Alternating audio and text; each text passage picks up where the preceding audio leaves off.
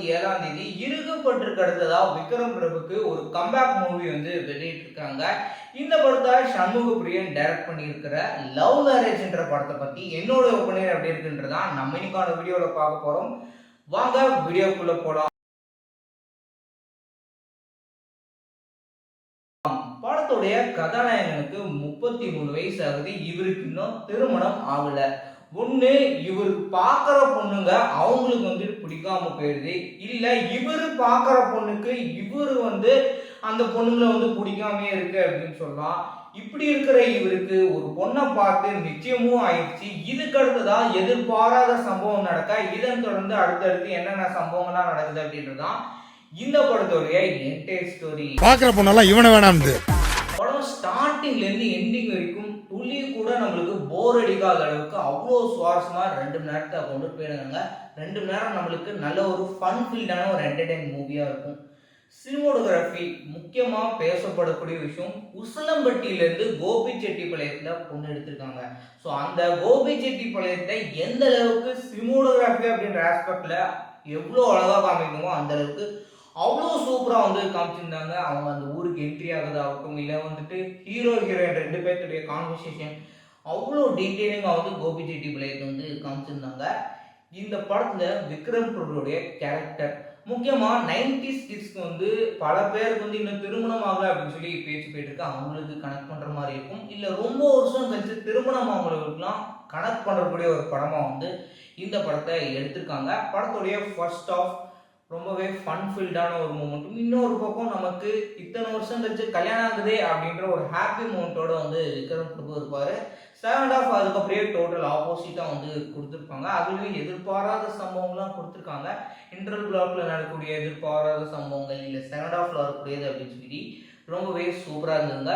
Interval பிளாக்ல வரக்கூடிய scene maybe நீங்கள் வந்துட்டு கெஸ் பண்ணுற அளவுக்கு வந்து கிட்டத்தட்ட கொடுத்துருப்பாங்க. ஏன்னா அந்த ஒரு ஹீரோயின் வந்து இப்படி ஒரு வேர்ட் சொல்லிட்டாங்க அப்படின்ற போதே மேபி நீங்க வந்து கெஸ் பண்ணிருக்கலாம். அவங்க என்ன சொல்றாங்கன்றத நீங்க படத்தை பார்த்து தெரிஞ்சுக்கோங்க, உங்களுக்கு இன்னுமே சுவாரஸ்யமா இருக்கும். இதுக்கு மேல எல்லாம் டவுட் தான்.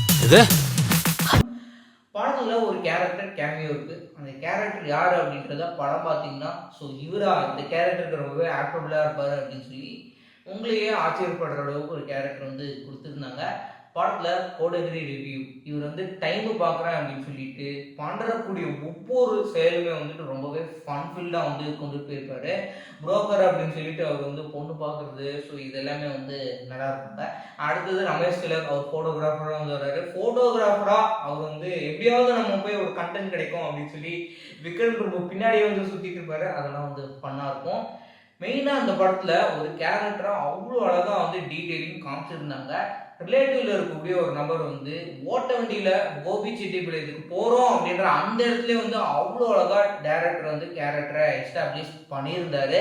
படத்துல விக்ரம் பிரபு ஆகட்டும், ரமேஷ் திலக் ஆகட்டும், இது போக முக்கிய கதாபாத்திரம் நடிச்ச எல்லாருமே தனக்குன்னு கொடுக்கப்பட்ட கேரக்டரை ரொம்பவே நீட்டா நடிச்சு கொடுத்துருந்தாங்க. அந்த படத்துடைய background music director Sean Roldan tourist ஃபேமிலியில எந்த அளவுக்கு ஒரு மியூசிக் கம்போஸ் பண்ணியிருந்தாரோ அதே மாதிரி இந்த படத்துல ஒரு பாட்டு போட்டிருக்காருப்பா அப்படின்னு எனக்கு ஃபீல் ஆச்சு. வழங்கும் போல தனக்குன்னு கொடுக்கப்பட்ட ஒர்க்கை ரொம்பவே எக்ஸ்ட்ரானரியான ஒர்க்கை வந்து பெர்ஃபெக்டா வந்து பண்ணி பிச்சு வந்துருக்காருங்க. பேக்ரவுண்ட் மியூசிக்ல பாடல் வந்துட்டு 2 மெலோடி பாடல் வந்து இருக்கும். அது இன்னொரு மெலோடி பாடல் வந்து பீஜம் சும்மா வேற லெவல்ல இருந்ததுங்க. அடுத்தது எடிடா பாட்டில் அப்படின்னு மிஸ்கினோட குரல்ல கேட்கறதுக்கு அவ்வளோ இனிமையா இருந்தது. நான் தான் சொன்னேன்ல, இந்த படத்துல வரக்கூடிய ஒவ்வொரு கேரக்டருமே வந்துட்டு ரியாலிட்டியா என்ன அவங்க வந்து பேசப்படுவாங்களோ அதை தான் இந்த படமா வந்து டைரக்டர் வந்து ப்ரெசென்ட் பண்ணியிருக்காரு.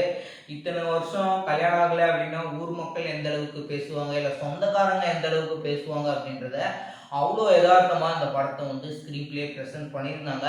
மொத்தத்தில் இந்த படம் எப்படி இருக்குது அப்படின்னு எடுத்தீங்கன்னா ரொம்பவே சூப்பராக இருந்ததுங்க. பார்க்க நினைக்கிறவங்க இந்த வீக்கில் தாராளமாக நீங்கள் என்ஜாய் பண்ணுறக்கூடிய ஒரு படம்.